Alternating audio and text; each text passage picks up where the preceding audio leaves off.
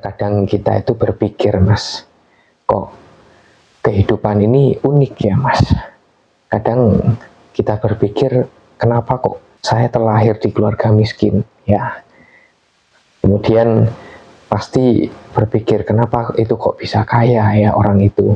Mungkin banyak sekali ya, dari masa kecilnya ya keluarganya hidup sederhana, akan tetapi tiba-tiba di usia dewasa ya, tiba-tiba kaya mendadak, Mas. Nah, tentu kan banyak cara, banyak faktor juga.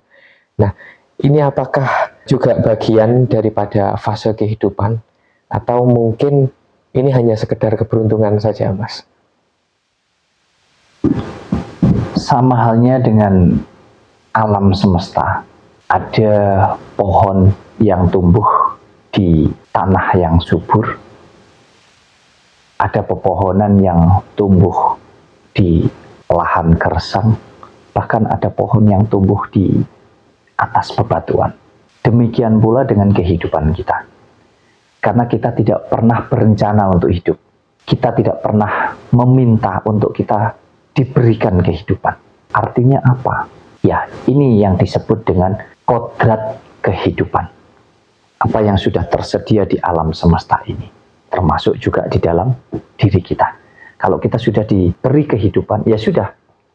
Mau kita terlahir dari keluarga mungkin pejabat, keluarga petani, ya, lahir dari keluarga berkecukupan, berkelimpahan, bahkan lahir dari keluarga yang serba kekurangan dan lain sebagainya. Ya, ini kan bagian daripada proses kehidupan yang memang harus kita jalani kalau kita sudah diberikan hidup. Kan begitu? Betul. Kita tidak bisa memilih kita terlahir dari keluarga yang seperti apa, bahkan ya itu tadi, kita tidak punya kehendak untuk itu. Tahu-tahu kita diberikan kehidupan, dan itu adalah mengalir sesuai dengan kehidupan yang ada di jagat raya ini. Nah, disinilah sebetulnya kita menyadari bahwa hidup ini adalah bisa dikatakan baik dan buruk.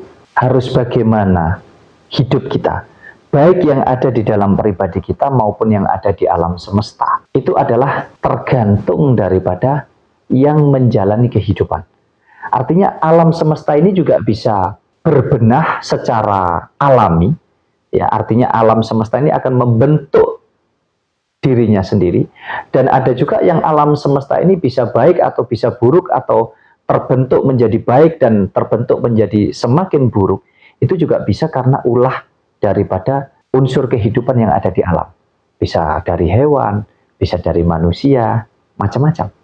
Lah, di dalam hidup kita juga sama, Mas. Kita ini bisa menjadi lebih baik dan bisa menjadi lebih buruk. Itu juga tergantung dari kita. Bahkan bisa jadi tergantung daripada alam semesta.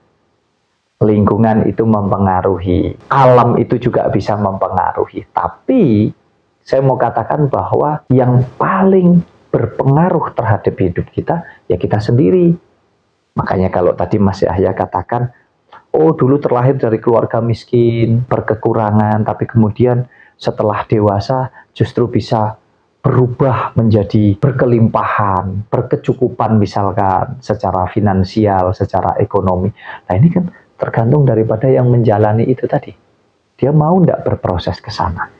Atau sebaliknya, yang terlahir dari keluarga yang mungkin berkecukupan, berkelimpahan, justru bisa terjadi kemungkinan terburuk di mana dia terjatuh dan bahkan habis semua.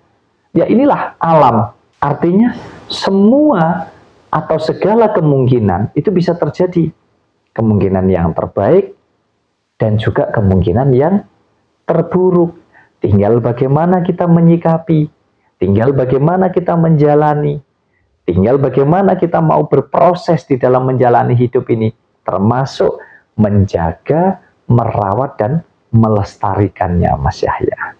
Ya, artinya semua itu tergantung kita sendiri ya, tergantung usaha kita sendiri. Mau kita hidup enak atau hidup susah ya, itu tergantung usaha kita sendiri ya, Mas ya. Sangat. Nah, faktornya banyak ya. Ada yang kita berproses mungkin harus melalui kita ikut orang dulu. Ada yang berproses itu betul-betul dari jerih payah kita menciptakan sesuatu hal, kita bisa berkarya misalkan. Ada banyak faktor. Yang jelas semua tergantung bagaimana kita menjalani itu. Gitu loh Mas. Bagaimana kita berproses ke sana. Semua tergantung pribadi kita. Iya, kalau untuk hitung-hitungan weton Mas, apakah ini juga mempengaruhi terhadap kehidupan kita Mas? Mungkin ini bisa diambil dari teman-teman kita yang lahir di Senen Wage Mas. Kira-kira perjalanan hidupnya ini seperti apa Mas? Bagusnya di usia berapa ya? Kemudian harus hati-hati di usia berapa?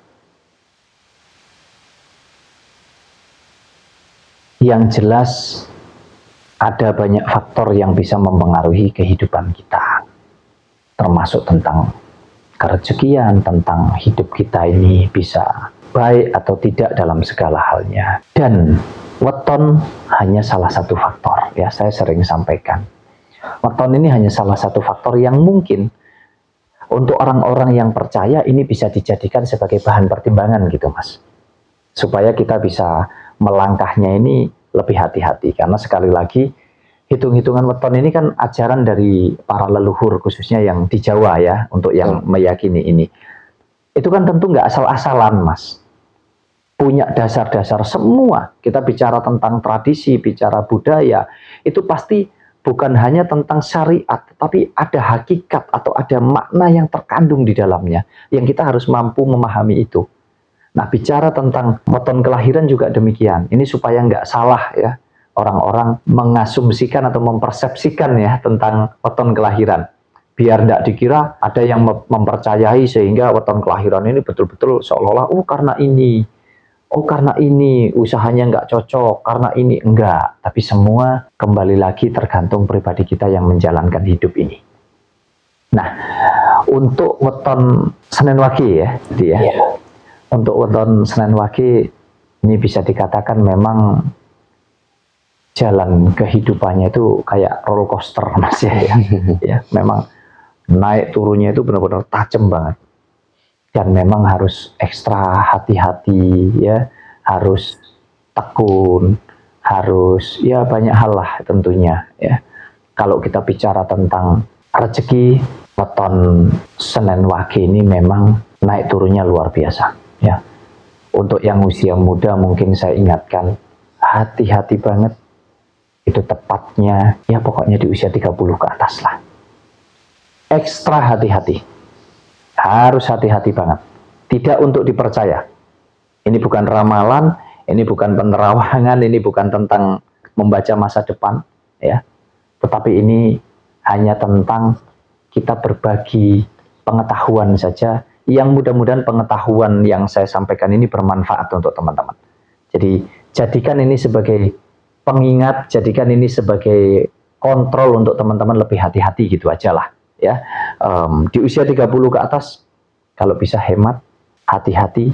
Kalau mau buka usaha dipertimbangkan dengan matang, kalau bisa jangan dulu deh begitu.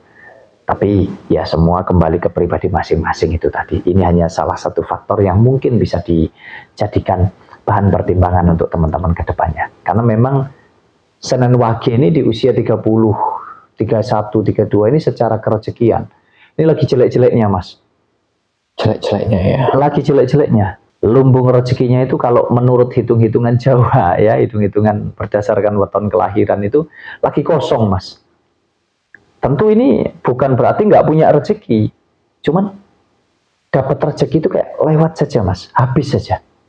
Nah ini kan faktornya juga banyak. Disinilah kita harus pintar menyikapi. Disinilah kita harus hati-hati itu di situ Mas. Ya, untuk teman-teman yang lahir di Senen Wage, yang sekarang mungkin lagi di usia 30 ke atas, silakan bisa komentar nanti. Ya, benar atau tidak apa yang Mas Wahyu sampaikan tadi. Pasti teman-teman akan bertanya Mas, bangkitnya atau bagusnya rezeki itu di usia berapa kira-kira? Kalau yang benar-benar bagus, karena ukuran bagus ini kadang repot ya. Ukuran bagus itu kan setiap orang beda-beda ya. Relatif lah kita bicara bagus dan tidak bagus itu, karena setiap orang berbeda. Saya mau katakan bahwa Senen Wage kalau nanti sudah di usia 33 7 ke atas saya rasa rezekinya udah saatnya bagus. Biarpun ya itu tadi relatif ya, tapi sudah masuk kategori rezekinya bagus. Artinya lagi subur-suburnya, mungkin kalau kerja mungkin atau usaha, ya lagi hoki-hokinya lah. Mengalir aja rezekinya. Nanti di usia 37, 38 ke atas itu sudah waktunya bagus memang. Dan ketika rezeki lagi bagus, mudah-mudahan ya, ini untuk weton Senin Wage, yang di usia 37, 38, 39, mudah-mudahan memang terjadi. Ya pesan saya, kalau rezekinya lagi bagus ya jangan lupa nabung. Jangan lupa disimpan, jangan lupa disisihkan gitu loh. Jadi tidak boleh foya-foya, tidak boleh sembrono. Ingat, rezeki itu selalu ada pasang surutnya. Roda kehidupan itu selalu berputar. Jadi ada kalanya kita ini lagi di atas, ada kalanya kita di bawah. Nah, ini tugas kita untuk bisa menyikapi itu semua dengan baik. Ya, kalau teman-teman yang mungkin lagi di usia 37 ke atas ya, nanti bisa komentar ya. Beneran bagus nggak rezekinya? Tentunya 37 ke atasnya bukan berarti terus loh, Mas. Pasti juga ada naik turunnya. Saya tidak bisa sampaikan secara detail di sini ya. Ya, kalau ini cocok ya, pembacaan ini cocok, kemudian teman-teman penasaran mungkin ya, nanti bisa hubungi Mas Wahyu saja untuk banyak ke depannya. Ini bercanda, tapi mudah-mudahan bercanda yang bermanfaat. Kalau untuk serius nanti bisa ngobrol di konsultasi privat. Sekali lagi, hal-hal seperti ini kan nggak bisa dijadikan patokan karena setiap orang kepercayaan atau keyakinannya terhadap sebuah pengetahuan atau wawasan, termasuk tentang weton kelahiran, itu kan berbeda-beda, Mas. Jadi untuk yang percaya ya mungkin akan merasa ada kesesuaian. Untuk yang tidak percaya kan ya bisa jadi mungkin tidak akan nyambung ya Mas ya, dianggapnya ya ini mungkin apa sih begitu. Jadi saya rasa ya gitu ya. Iya, ya mungkin tidak mempercayai ya. Jadi intinya ya semua kembali kepada pribadi masing-masing. Yang jelas weton kelahiran bukanlah penentu. Yang menentukan itu kembali lagi pertimbangan daripada pikiran dan juga hati kita untuk kita menjalani apapun. Saya rasa itu.